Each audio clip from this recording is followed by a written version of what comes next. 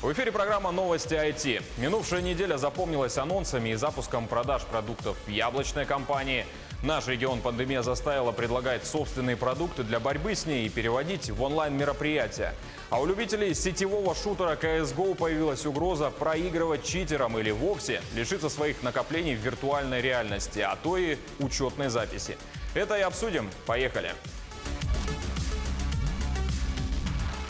В России стартовали продажи iPhone SE 2020. Россиянам новая бюджетная модель в минимальной на 64 гигабайта комплектация обойдется в 39 990. За 128 придется отдать уже 45 тысяч, а за 256 гигабайт все 54 тысячи рублей. Стоит ли он своих денег, когда на рынке есть iPhone 8 и 10R? Давайте разбираться. По начинке частично новинка приобрела железо от 11-й линейки. Это процессор A13 Bionic, 3 гигабайта оперативной памяти, съемка 4К видео в расширенном диапазоне. От восьмерки остались стереозвук, защита от воды и пыли, беспроводная зарядка, портретный режим на одну камеру. Батарея на 1820 мАч, что по меркам 2К20, мягко говоря, не очень. Основная камера пришла от 10R, а вот фронтальная от обычного 10-го. И получается такой своего рода Франкенштейн. Компактный телефон с кнопкой и привычным отпечатком для разблокировки. Вроде все этого и ждали, но складывается впечатление, что в этот раз не дотянули. Да и стоит он на несколько тысяч дороже, чем тот же 10R, и совсем немного не дотягивает до обычного 11-го. Спрашивается, зачем? Однако, несмотря на это, с первым SE была схожая история. И ту самую популярность и культовость он приобрел далеко не сразу, а лишь через 2 года, когда его цена опустилась до отметки в 25 тысяч рублей и продолжила снижаться каждые полгода. Думается, что и с этим аппаратом будет абсолютно та же история. Также Apple с 2021 года снабдит ПК Mac своими собственными процессорами. В изданиях нет информации, какие именно персональные компьютеры получат их камни, но есть два интересных факта. Во-первых, это те же процессоры линейки A-Bionic, которые ставятся в телефоны и планшеты. Для этих устройств процессоры революционные, но в реалиях десктопных или лэптопных устройств мощность, мягко говоря, скромная. Второе – это заключенный в начале 2000-х контракт с Intel на 30 лет, который предусматривает не только поставку процессоров, но и использование технологии Thunderbolt у USB-C. А уж от нее яблочная компания отказывается никак не может ни сейчас, ни в ближайшие несколько лет. Из всего этого можно сделать вывод, что купертиновцы, скорее всего, продолжат закупать у Intel процессоры Xeon и iCore, а свой A-Bionic будут ставить на маломощные ноутбуки, к примеру, линейки Air, которая предназначена для работы с документами и серфинга в интернете. С этими задачами Apple-ский процессор справится без проблем. Компания SpaceX Илона Маска с помощью многоразовой ракеты Falcon 9 отправила в космос еще 60 спутников Starlink. Итого общее число космических аппаратов на орбите достигло 422. К слову, приземление Falcon 9 на плавучую платформу в Атлантическом океане стало 52-й успешной посадкой. Через несколько месяцев в США и Канаде стартует закрытый бета-тест системы Starlink. Коммерческое использование решения начнется приблизительно к 2025 году, но такая активность компании Илона Маска не на шутку возмутила астрономов. Спутники очень яркие и затмевают звезды. Они видны в ночном небе невооруженным взглядом, как вереница жемчужин. Ученые отмечают, что их никто не предупредил о таком повороте событий. Другая, малая часть небесных энтузиастов сказала, что им нравится наблюдать за прилетающим над головой созвездием. Их фотографируют и активно выкладывают в социальные сети. Сам Илон списал все на то, что солнечные батареи космических аппаратов отражают лучи Солнца, и сообщил, что в SpaceX работают над этой проблемой. Все новые изобретения рождаются под гнетом пандемии. Несколько недель назад мы рассказывали о том, как рядового китайца вдохновили игры Death Stranding и Resident Evil на создание костюма для прогулки с ребенком. Юрий Осипов о том, какие идеи приходят специалистам и обычным гражданам. Под сложившуюся ситуацию своеобразным образом подстроились и в Сеуле. Один из госпиталей здесь установил специальные будки, позволяющие врачам брать у пациентов мазок на коронавирус без прямого контакта. Пациент заходит в свободную кабинку, словно в телефонную будку. Медики при этом находятся с другой стороны. В стороне не остаются и якутские инженеры. Международный центр развития перспективных компетенций СВФУ начал выпуск средств индивидуальной защиты. Их изготавливают на 3D-принтерах. Необходимые материалы центр пока приобретает за свой счет. Сами маски уже прошли тест на эффективность. Сотрудники центра в основном работают в удаленном режиме, соблюдая все требования в регионе. То есть строго по графику по одному подходит только для распечатки продукции. За один день центр способен создавать до 8 респираторов и до 30 визоров. Часть из них отправлена в медучреждения республики. В планах центра увеличить мощности производства, наладить поставки и экипировать как можно больше специалистов. Посильную помощь центру также оказывает якутянин Станислав. На 3D-принтере он распечатывает крепления и зажимы для многоразовых масок и респираторы. Наперед это у нас начать печать респираторов с резиноподобными клапанами. На таком принтере это не проблема, он может печатать не только жестким пластиком, но и резиноподобными. Фильтрующим элементом будет выступать хлопчатая ткань. Сам фильтр, именно модель лежит в открытом доступе. Этим занимается разработка все сообщество. Участвует не только Россия, но и весь мир. То есть эта проблема охватила всех, соответственно, все мейкеры, все ребята пытаются решать так, как могут. Сложившаяся ситуация объединила многих вокруг одной цели. Разные компании и простые люди забыли и отложили в сторону конкуренцию, чтобы помочь в борьбе с коронавирусной инфекцией, которая сегодня угрожает каждому человеку. Российские разработчики создали модификацию робота для дезинфекции помещений в автономном режиме. Речь идет о модернизации робота семейства Junior от Aurora Robotics.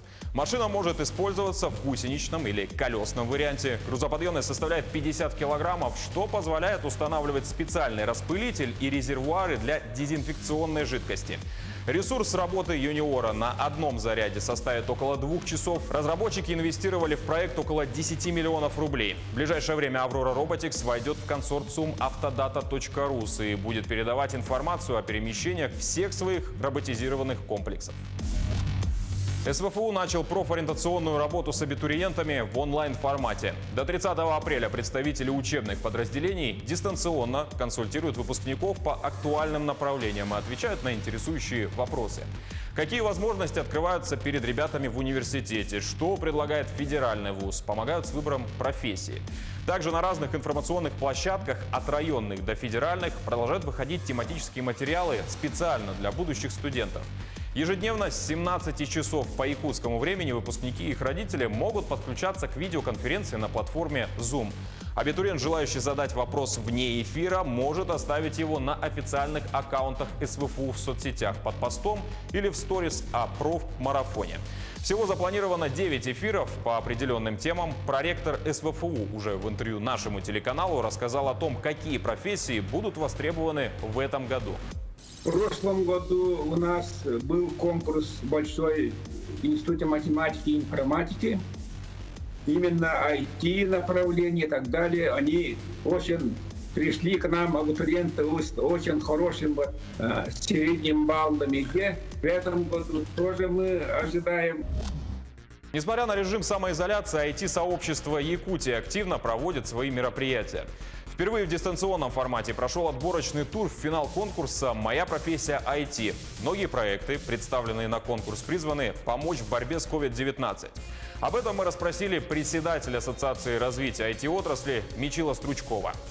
Сегодня IT-технологии сильно развиваются, они строят большие, дают возможности, и мы конкурс по цели этого, чтобы наши дети, школьники, которые учатся в республике, чтобы они хотели быстро прийти, чтобы они ознакомились с новыми профессиями. В нашем конкурсе есть 3 роли. Это роль менеджера, который его задача составить именно объем работы, план, коммуницировать, объединить людей. И 2 роли – это разработчик и дизайнер. Они сообща работают над решением какой-то проблемы. В нашем случае это против борьбы с коронавирусной инфекцией, COVID, и удаленно ребята выполняют свои проекты. Получается, у нас больше упор делается школьников будет больше времени на решение задач, да, 5 дней, в течение 5 дней они будут разрабатывать, а для студентов будет немножко ограниченное время, потому что они могут работать и сутки, да, круглые сутки. Примерно вот ожидаем 4 дня на разработку. Всего принимают 53 команды, в каждой команде по 3 человека, да, соответственно, больше 150 участников. Из них можно за несколько выделить проекты, потому что очень интересно наблюдать за процессом, как дети сейчас, все знают, что мы перешли в дистанционный формат обучения, да, и дети, попробовав вот эти инструменты, они уже сегодня предлагают свое видение. Вот. И есть команды, которые уже разрабатывают проект для репетиторов, для детей, которые удаленно могут через видеотрансляцию обучить, как вот создавать новые там продукты, рисовать, да, вот в этой сфере есть достаточно интересный проект. Ранее мы только фокусировались, только в городе Якутске проходили, да, вот первые 3 года. Начиная с прошлого года мы перешли уже такой на выездные мероприятия хакатона с целью увеличить географию, да, с целью привлечь больше детей, которые учатся в районах. Вот. В прошлом году у нас в 7 районах проводились такие мероприятия, а в этом году уже больше 10 районах проходили онлайн, да. Плюс в этом году мы еще добавили дистанционный формат. Мы туда подключили и арктические районы, там Среднеколымск, Памекенс, да, и другие вот районы, они смогли уже участвовать в таком конкурсе. Но нам надо быстро перейти на цифру, да, и поэтому больше детей должны уже участвовать в этом проекте. Поэтому, соответственно, каждым годом увеличивается. Мы еще с переходом новый этот формат тоже добавили такие больше упор на работу менеджеров. Да? То есть они сейчас именно анализируют, и задача как раз вот создать команду, чтобы все вместе не работали над решением задачи. То есть это достаточно такая работа, да, то есть всех собрать, мотивировать, да, и все вот удаленно решать задачи, это как бы тоже как бы требует какой-то достаточной подготовки.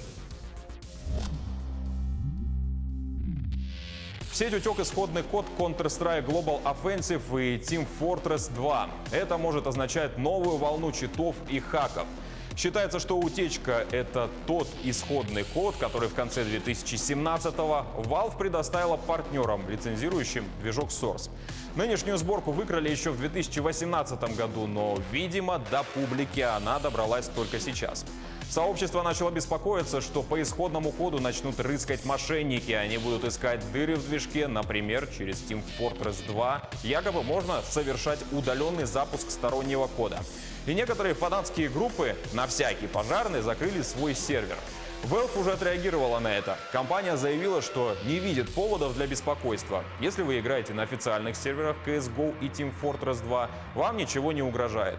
Кроме того, создатель Steam написал, что слитый код достаточно чистый, поэтому вряд ли поможет читерам. Однако Valve все же продолжит расследование и призвала тех, кто знает какие-то подробности об утечке, связаться с компанией через специальную страницу. Ну а на этом все. Повтор программы, как всегда, найдете на YouTube-канале Якутия24, а также в Instagram-аккаунте yak24.ru. Всего доброго!